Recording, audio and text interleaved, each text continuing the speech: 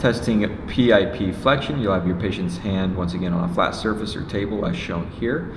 First thing you'll have your patient do is perform a full range of motion of the PIP joint. You will do this by having the patient bring their hand into a fist while keeping their DIP into extension. So go ahead and do that for me, Rachel. And now come back down. Because she was able to do this, we know she's at least a 3 at this joint. Now, I am going to test PIP flexion by performing each test on the each individual fingers.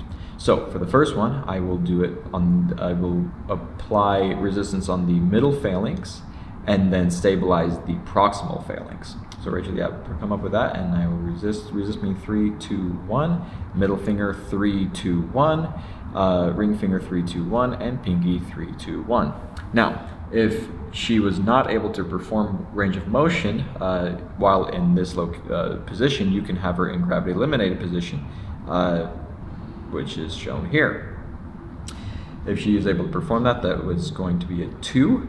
And if you do not see any range of motion, you can test for the flexor digitorum superficialis, which is found here at the proximal phalanx.